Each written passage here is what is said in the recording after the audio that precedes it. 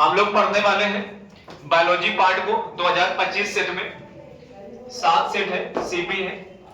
Biology part आपका 14 number से चालू होगा, 14 नंबर क्वेश्चन से। कह रहा निम्नलिखित में से कौन एक विषम पोषी जीव है?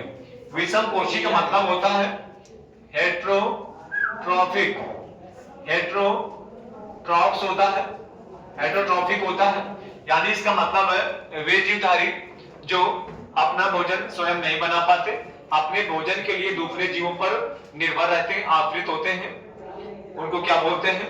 विषम पोषी जीव बोलते हैं। क्या बोलते हैं? विषम पोषी या परपोषी जीव बोलते हैं। तो यहाँ पर लिखा गया फफूंदी। फफूंदी आपका है, कौन है फफूंदी? फिर हरी घास, आम का पेड़, केले का पेड़, ये पौधा है। ये क्या है? पौधा है। पौधे में सुपोषण होता है, ये भी पौधा है, पौधों में सुपोषण होता है। हरी घास ये भी आपका प्लांट में इंक्लूड करेंगे, ये भी। तो हमारा आंसर होगा हमारा कौन सा? फफूंदी। कौन सा होगा? फफूंदी। फफूंदी क्या है? मृतोपजीवी। ये क्या है? मृतोपजीवी। फफूंदी हमारा आपका मृतोपजीवी। कौन सा?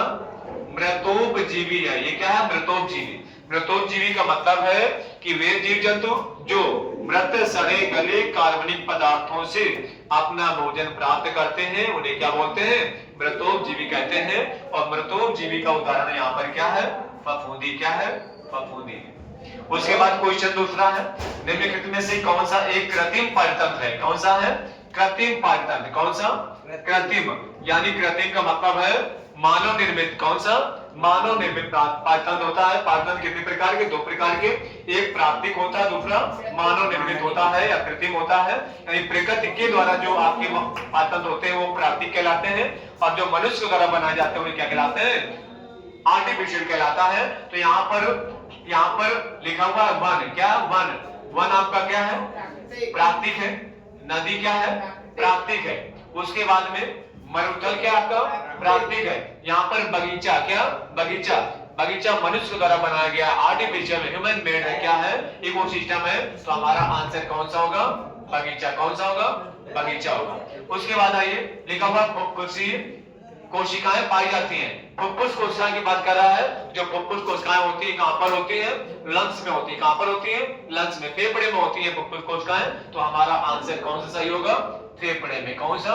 फेफड़े में। कहां पर? फेफड़े में फुफ्फुस कोशिकाएं पाई जाती हैं। उसके बाद कह रहा सीएफसी किस गैस का अवक्षय करती है? सीएफसी को क्या बोलते हैं? क्लोरोफ्लोरोकार्बन। क्या बोलते हैं? इसे बोलते हैं क्लोरोफ्लोरोकार्बन। क्लोरोफ्लोरोकार्बन बोलते हैं। क्लोरोफ्लोरोकार्बन होता है, और ये सबसे ज्यादा इसका नुकसान क्या होता है? ये हमारी ओजोन हो, किसको? ओजोन को। क्लोरोफ्लोरोकार्बन आपकी ओजोन गैस को क्या करती है? ओजोन परत को नुकसान पहुंचाती है, ओजोन परत का क्षरण करती है। क्लोरोफ्लोरोकार्बन सबसे ज्यादा किससे उत्पन्न होता है? ये जितने भी आपके शीत यंत्र हैं, कितने हैं? शीत यंत्र हैं, ठंडक उत्पन्न करने वाले, जैसे आपका एसी हो गया। क्या हो गया? एसी हो गया। उसके बाद में फ्रिज हो गया। क्या हो गया? फ्रिज हो गया। यानी ठंडी उपकरण, हवा जो ठंडी देते हैं वो आपके सीएफसी गैस क्या करते हैं? उत्पादन करते हैं। सीएफसी गैस ओजोन गैस को, ओजोन परत को नुकसान पहुंचाती है। उसके बाद कह रहा निम्नलिखित में से कौन सा सुमेलित है? मिलाना है। दोनों को एक ऐसा ऑप्शन दिया गया है, यहाँ पर दोनों क्या है? सही है। इधर वाला भी और इधर वाला से आपका जो प्लेनेरिया है, प्लेनेरिया में कायिक प्रवर्धन नहीं होता है। कायिक प्रवर्धन केवल पौधों में होता है। किसमें होता है? केवल पौधों में होता है। दूसरा आपका स्पाइरोगायरा। स्पाइरोगायरा का मतलब है यहाँ पर क्या है? स्पाइरोगायरा क्या है? स्पाइरोगायरा है आपका यहाँ पर कवक नहीं है। ये क्या है? शैवाल है। क्या है? शैवाल है। क्या है? शैवाल, यानी एल्गी। क्या? एल्गी। एल्गी का मतलब होता है कायिक। फिलामेंट होते हैं, उतंत्र के आकार के लंबे लंबे होते हैं, फिलामेंटस होता है। तो इनमें ऐसे खंडन होता है। क्या होता है? खंडन होता है, बॉडी टूटती है। तो एक से क्या बनता है? 2, यानी ये आपका जनन होता है। रिप्रोडक्शन कैसे होता है? खंडन विधि द्वारा होता है। तो हमारा आंसर होगा कौन सा? स्पाइरोगायरा खंडन। गन्ना में विखंडन नहीं होगा, गन्ना में होगा कायिक प्रवर्धन होगा। अमीबा में क्या होगा? अमीबा में पुनरुत्पादन नहीं होगा। अमीबा में क्या होगा? अमीबा में आपका पुनरुत्पादन नहीं होगा। अमीबा में होता क्या है? अमीबा में होता है विखंडन। क्या होता है? विखंडन। जैसे हम लोग द्विविखंडन पढ़ते हैं, बहुविखंडन पढ़ते हैं, तो हमारा ऑप्शन होगा कौन सा? स्पाइरोगैरा होगा। आइए देखते हैं अगला क्वेश्चन।